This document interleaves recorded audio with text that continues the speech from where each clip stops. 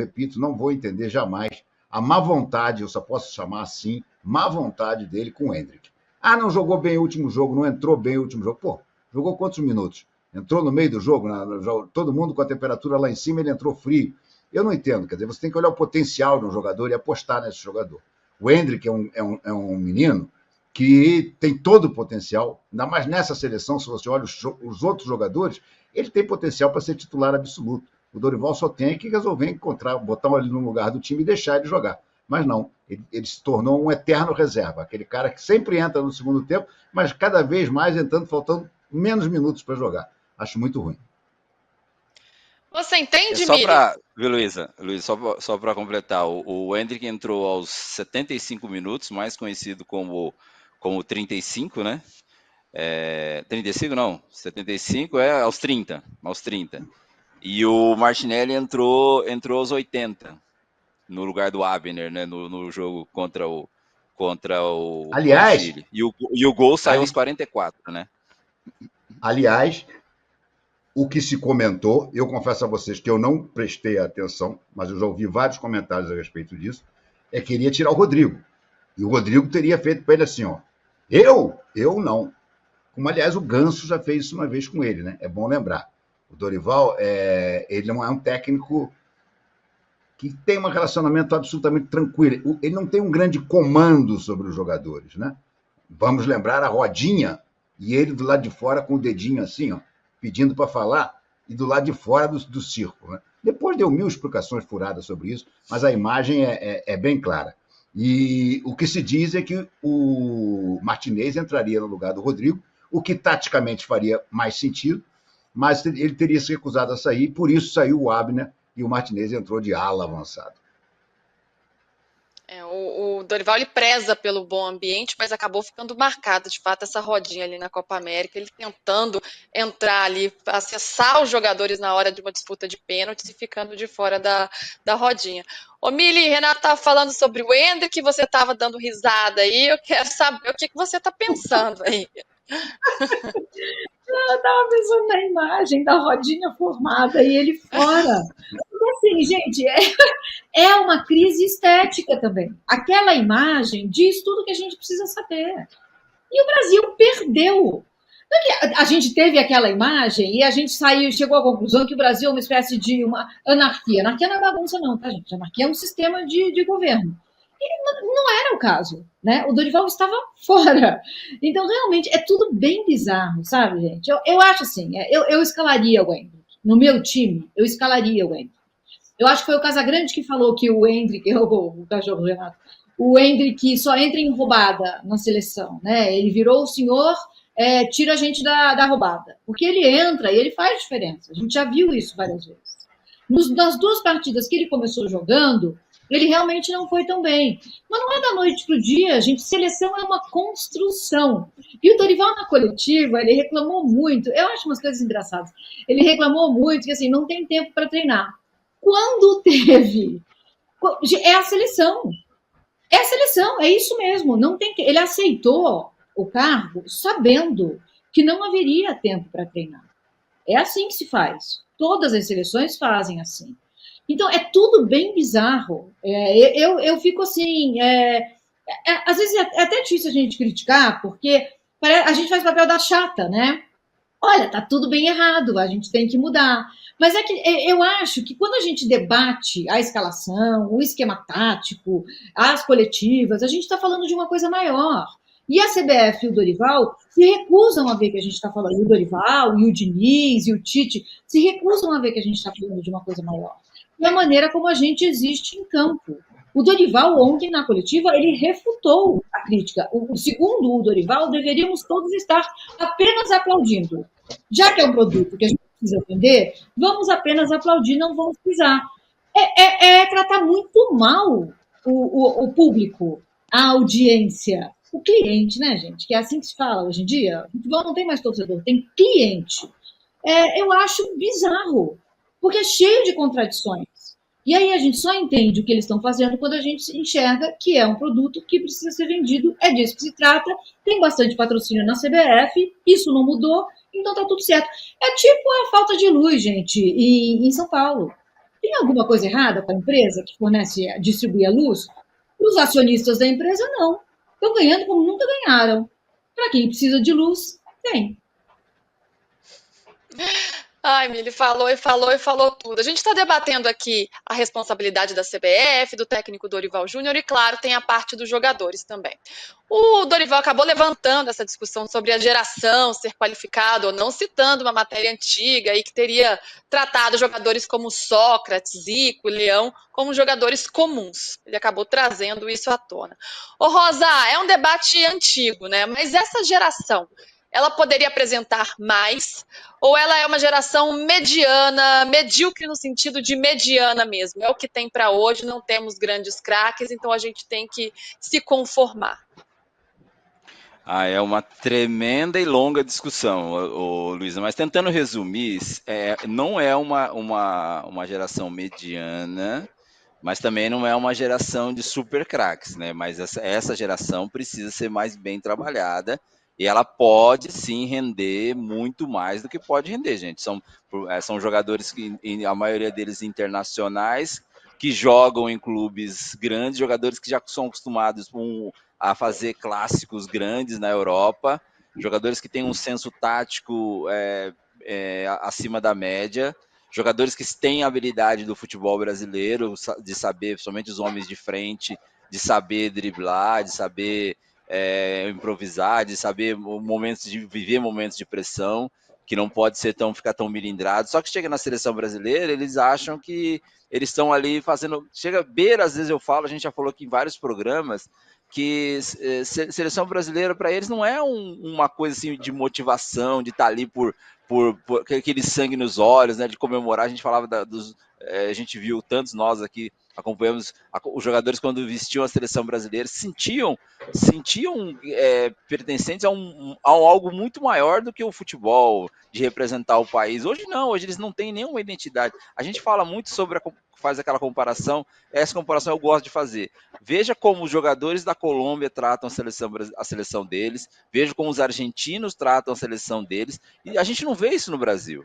A gente não vê essa coisa de, olha, nós somos, não é aquela coisa pachecada de time, o país e a seleção, não. É de se representar com o futebol que eles podem apresentar, entendeu? Então, o Dorival falou, não teve tempo. Na Copa América ele teve tempo e não fez, o time não jogou nada, quer dizer. Então, basicamente ele está levando praticamente o mesmo grupo, 60% dos caras que estão aí também jogaram a Copa América. Então, quer dizer, cada hora ele inventa uma desculpa para deixar a situação ao lado dele, né, Emília? Aquela coisa do o discurso, aquela coisa que a gente aprende na faculdade, né? Você usa o discurso de acordo e não tem como tergiversar, não tem como você trocar e responder, não, Dorival, mas na Copa América você teve tempo. Mas os jogadores que você tem são jogadores que jogam em clubes grandes, então não tem um contraditório, né? E aí fica ele falando e a gente tentando deglutir o que ele fala, e depois fica essa situação, fica até feio para ele, Luísa. E essa geração, hein, Renato? Tem que ter paciência, essa geração precisa apresentar mais para a gente ir fechando aqui o assunto seleção brasileira. Olha, eu acho que essa geração, por enquanto, pelo menos, ela é uma geração nota 7. Eu não daria mais do que 7 para essa geração. Claro que você tem jogadores que podem fazer essa média aumentar, como é o caso do próprio Endrick, como é o caso do Vinícius Júnior, que não consegue jogar na seleção o que ele joga no Real Madrid, e como é o caso do Estevão, que é um garoto extremamente promissor.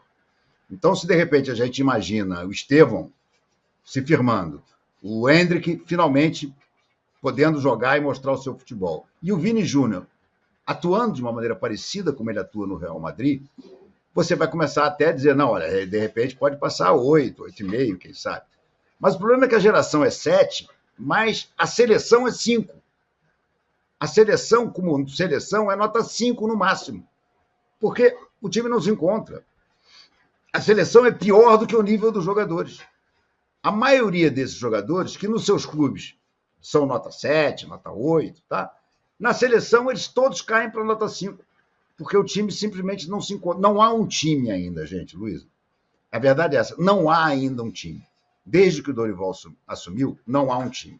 Não há ainda nem sequer um esboço claro desse time.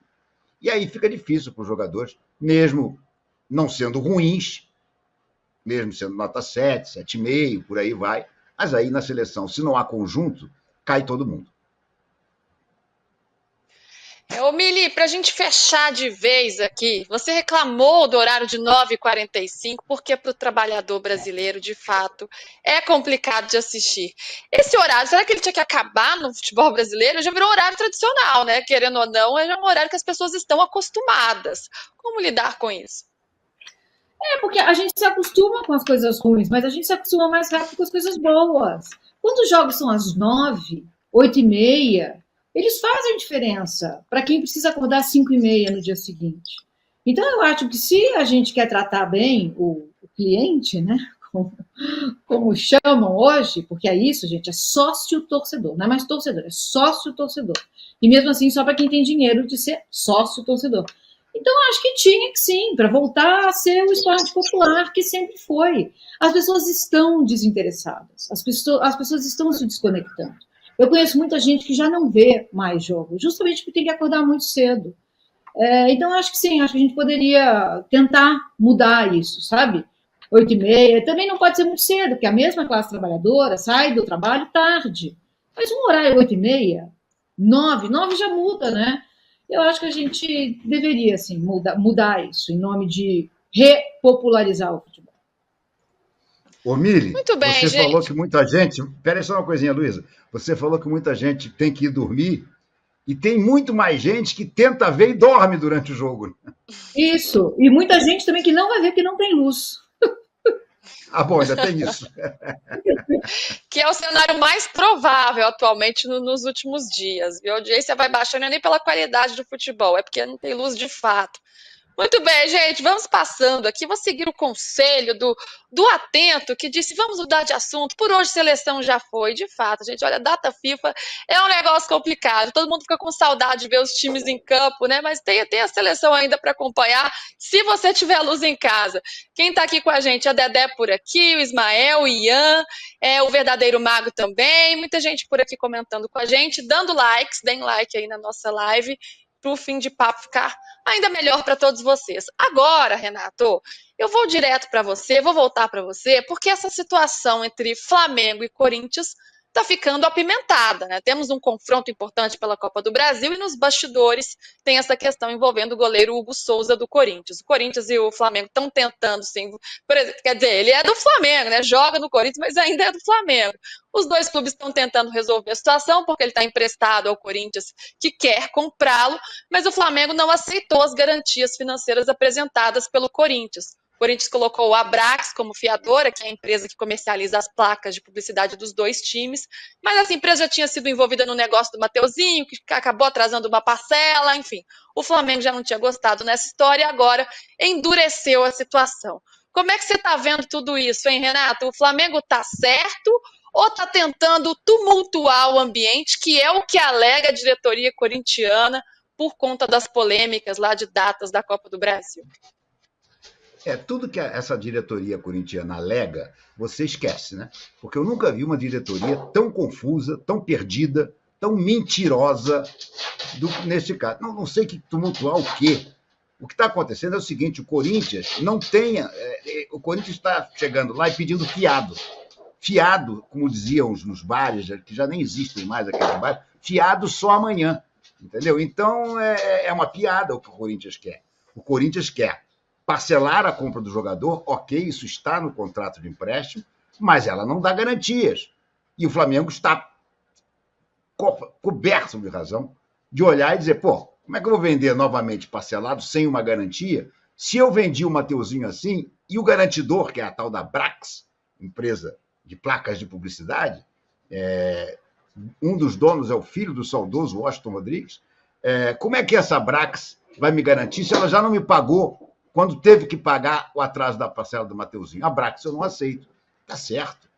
Quer uma garantia? Vai lá num bancão, vai pagar um baita de uns juros, mas vai lá num bancão e traz a garantia do bancão, que esse o Flamengo sabe que vai receber. E o Corinthians vai ter que pagar muito mais para o banco. Mas, enfim, é um problema de quem não tem dinheiro e que acha, como o Fred Luz disse, que isso aí não é grave, que isso aí é só uma questão de desacerto de datas. Aquela entrevista desastrosa que ele deu para o André, né? que a gente até ontem passou um pedaço aqui, uma coisa vergonhosa de alguém dizer o que ele falou, né? Com a tranquilidade que ele falou.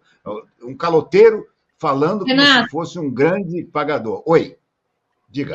O descasamento entre a nossa capacidade de pagar e os vencimentos. Fecha.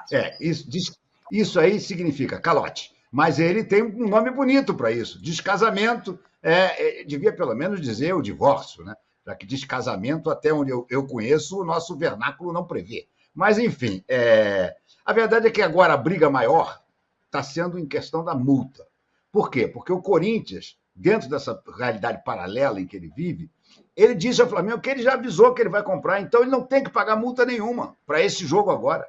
E o Flamengo não concorda com isso. Flamengo, se você não fechar, se você não me trouxer as garantias bancárias, ou se me pagar à vista, se você não fizer nenhuma coisa nem outra, você tem que me pagar 500 mil cada vez que você botar o Hugo para jogar contra a gente. E o Corinthians disse que não, eu já avisei que vou pagar, então não tem que pagar multa também. Mais um calote. Enfim, é uma situação surreal que eu só fico pensando como é que o Corinthians seria tratado numa Premier League. Contratando sem parar, não pagando aos outros clubes, disputando de rebaixamento com o time do qual ele pegou um jogador e não pagou, e por aí vai. E Copa do Brasil também, contra um time que ele pegou um jogador, no caso o Mateuzinho, e ainda não pagou como deveria. Esse é o futebol brasileiro. Eu não duvido nada que o Fred Luiz e os seus descasamentos arrumem um argumento para ele não ter que pagar esses 500 mil do Hugo quando está no contrato. Que até que ele seja contratado em definitivo, o Flamengo tem que receber 500 mil toda vez que ele for escalado contra o Flamengo. Mas agora, o nosso descasado... O descasado, né, não tem um docinho delicioso, chama-se Bem Casado?